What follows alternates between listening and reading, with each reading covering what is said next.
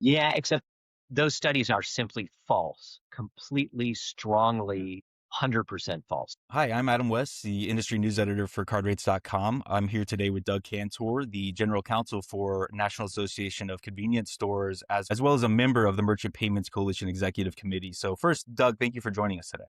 Thanks for having me. So, the reason why we're chatting today is Merchants Payments Coalition came out with a press release earlier this week about swipe fees hitting a record $198 billion recently. So I guess my first question for you is like, what's driving that increase both in recent years, but then also in the years that your team started tracking this since, I believe, 2009?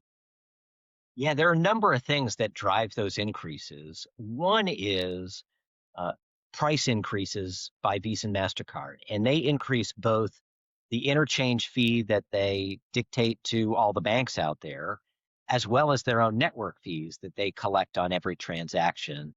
And those increases have compounded themselves over many years now. In addition to that, there's always some amount of inflation, and that inflation, because the most of the fee is a percentage of the purchase price, that inflation then gets reflected in higher interchange fees. And we've seen higher credit card usage over time as well, especially since the pandemic. That's been a piece of the puzzle. So you put all those three things together, and the increases have been pretty staggering. I mean, if you look back, the credit card fees, swipe fees, just going back to that 2009, they've more than quadrupled during that time period. That's a lot of extra money that Main Street retailers are really hurting in terms of losing. When, like, during that period, between 2009 and now, like, when did you see like the biggest jumps in terms of that quadrupling? Because, I looked at last year and it looked like the percentage difference was only like a hundredth of a point in terms of like the difference in Visa and MasterCard raising their fees. Yeah, so we've seen big jumps up and down, but what's interesting is in every single year during that time period, other than the COVID year of 2020 when spending fell off the table for a little while, the fees have gone up by multiples of the rate of inflation every single year. In fact, the smallest multiple was about 2.5 times the rate of inflation. But we had one year where it was about 14 times the rate of inflation. So, the amount of the increase varies year to year, but every year it's much bigger than you would expect. Have the networks addressed like these kind of large jumps and said like what's behind them? I assume that maybe it's like rising fraud numbers. No, obviously fraud numbers are up, but fraud is tiny in comparison to interchange. Fraud is about 12, maybe $13 billion. Interchange fees are $198 billion a year now. And look, the networks don't pay any of the fraud, zero. They assign the fraud when it happens either to the merchant or to the bank, and then consumers do pay some as well, but they assign more of it to the merchant than to the bank.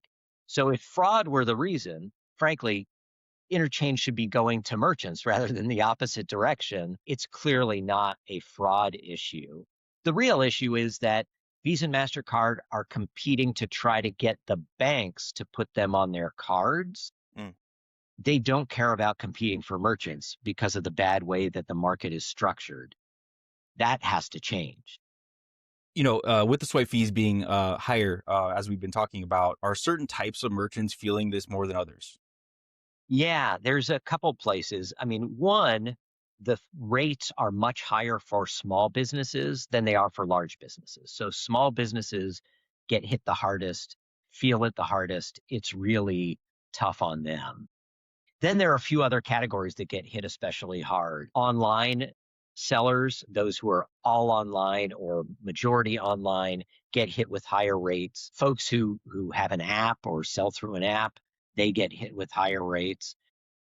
Our folks who sell gasoline, where at the fuel pump, the networks view that as what they call card not present. And so they get hit with higher rates. So those are some of the places where the rates are higher. If you look at it overall, the truth of the matter is that a pattern emerges where the places where the credit card companies have the biggest control and the biggest market share of payments in that sector, online, for example, get hit with the highest rates. It is classic monopolistic behavior. And those aren't my words. Those are the words of quoting Senator Josh Hawley of Missouri at a hearing on this about a year and a half. Is there evidence that swipe fees are increasing consumer prices? Like, how would we know if this were to change, like if merchants would actually pass on the savings to their consumers? Well, those are two different things, right? So first is absolutely there's no question they're inflating consumer prices. Here's how we know. The fees themselves are about almost 2.5%. And frankly, when you add in merchants using their own processors and stuff like that, which isn't even part of the numbers we reported this week, then it's about 3% all in. Retail profit margins are only about 3%. There's no way for retailers to absorb these fees. They've got to pass them on, or the answer is they just go out of business, right? And don't make any money at all. So that's how we know they're inflating consumer prices all the time.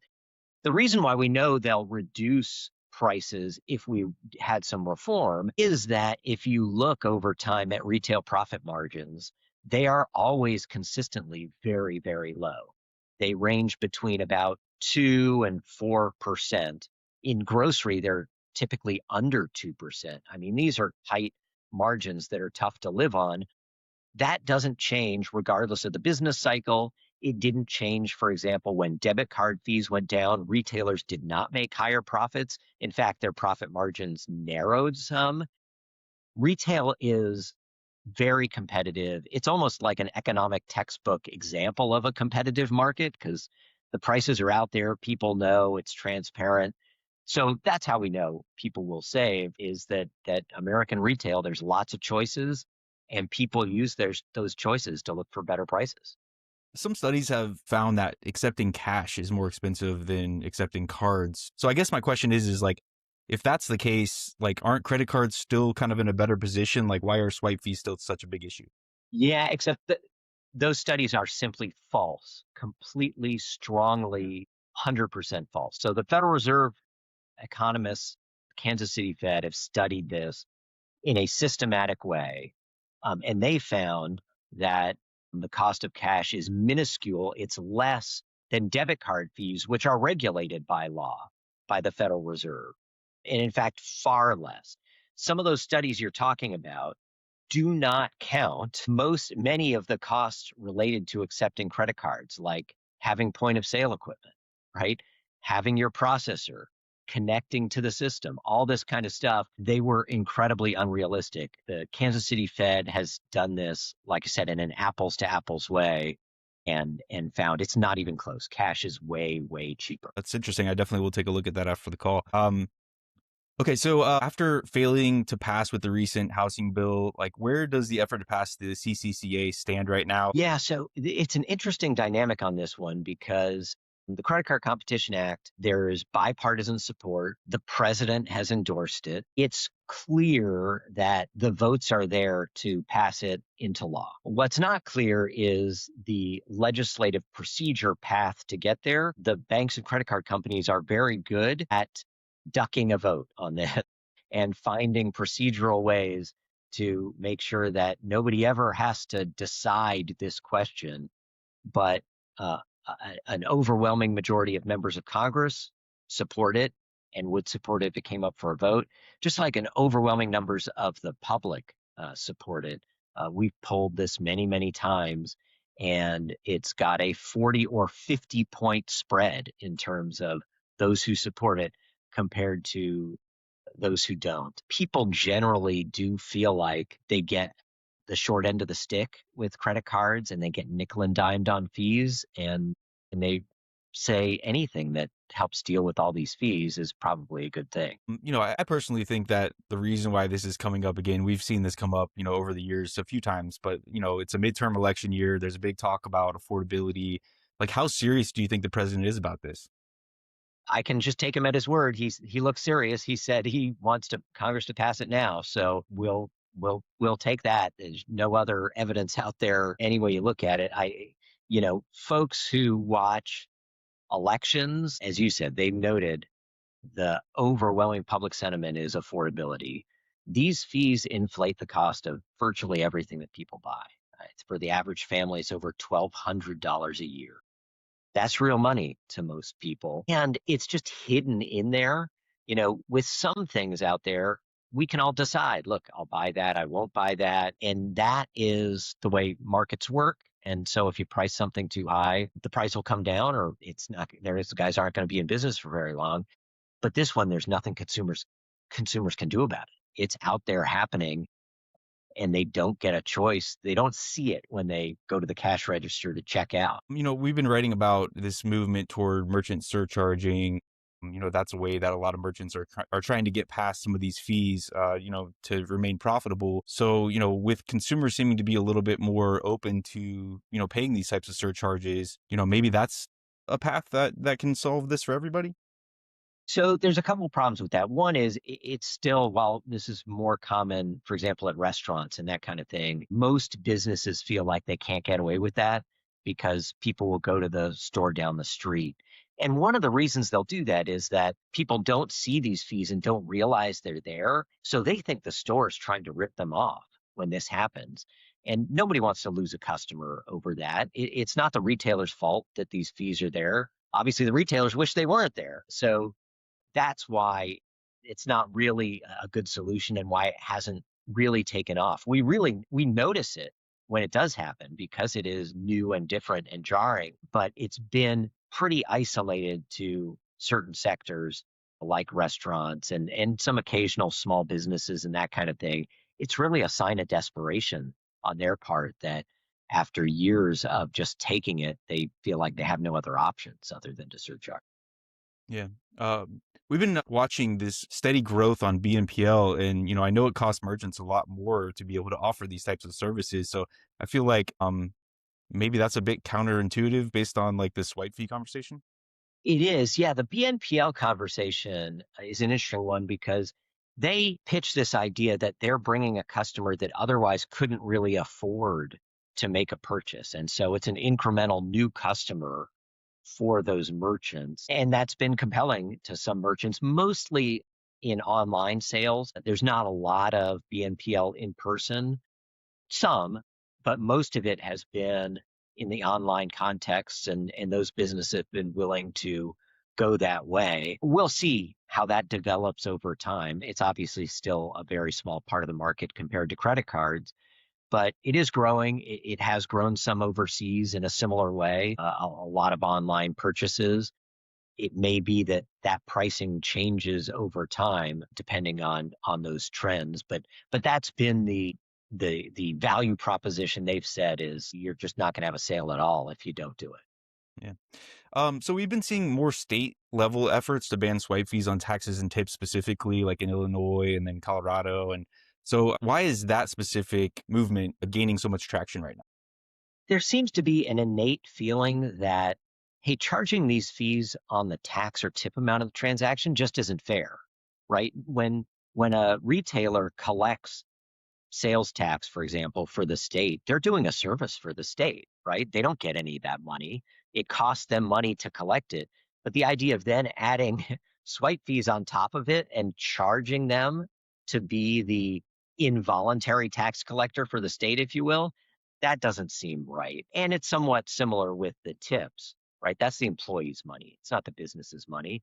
And why are you taking that money out of the employee's pocket where the business then has to go into their own pocket to make up for it? Again, it just strikes people as wrong, and that something ought to be done about it.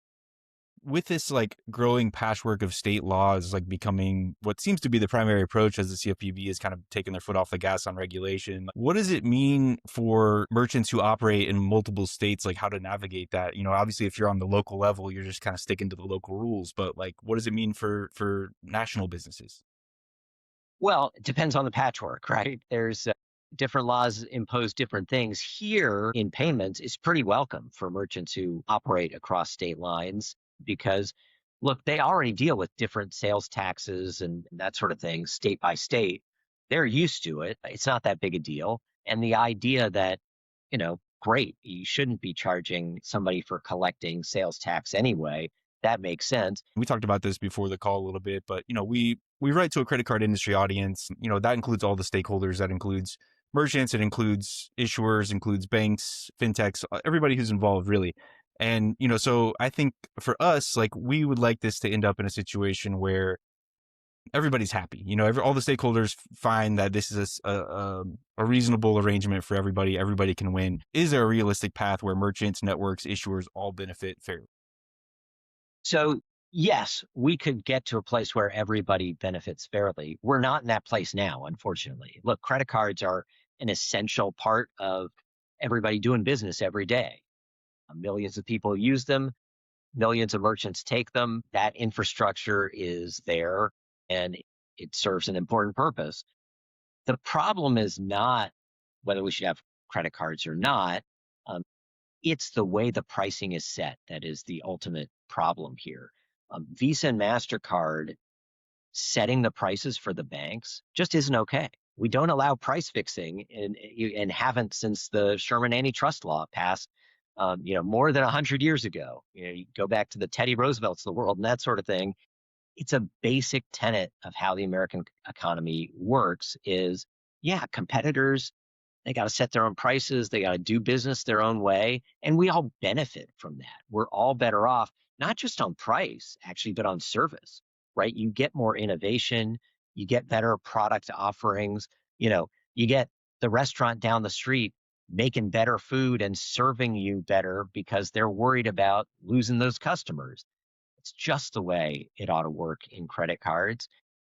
And everybody can still make plenty of money if there wasn't that kind of antitrust problem. I mean, look, the dictionary definition of a cartel is what Visa and MasterCard do today. They put the banks into two cartels, tell them the price, tell them how to do business. That's not right. And it shouldn't play out that way. A lot of the rest of the world, interestingly, not only are they cheaper on swipe fees, much cheaper, but they've leapfrogged us on the technology, right? They've moved into mobile payments and open banking and other types of financial technologies that are far ahead of where we are in the US. Part of that's really because of this issue where you don't get innovation where you have a monopoly, or in this case, a duopoly, because it's in their interest to hold things back and keep them the same so they can keep making big money. The last point I'll say on that, you can look at it just in terms of profit margins. We look at the Stern School at NYU publishes industry by industry profit margins in the United States, and update them every year. And year after year, almost every single year for, like a decade, we've been looking at it. The banking industry has the top profit margin in the United States. It's about 30% or so, sometimes 29 or 28, sometimes a little above, but it's about 30%.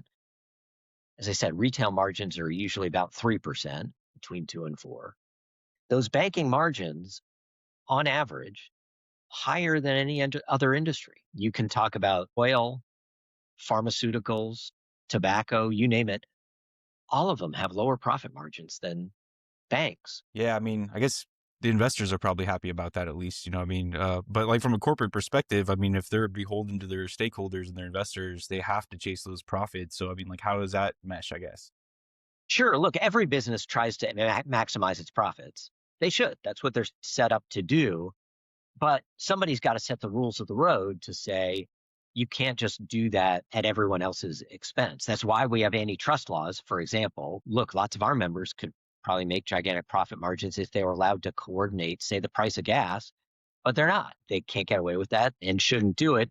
The same way, look, you would say, hey, a manufacturer, great, maximize profits, but if that means you dump a bunch of poison toxins into our drinking water all the time to save money, well, that's not okay, right? We don't want it to work out that way. It's the same thing here. That's fine. Let's just set rules of the road. There's plenty of money for the banks to make on credit cards. Frankly, we haven't even talked about the fact that they make over $160 billion a year on consumer side interest and fees. There's a lot of money being made here. Great.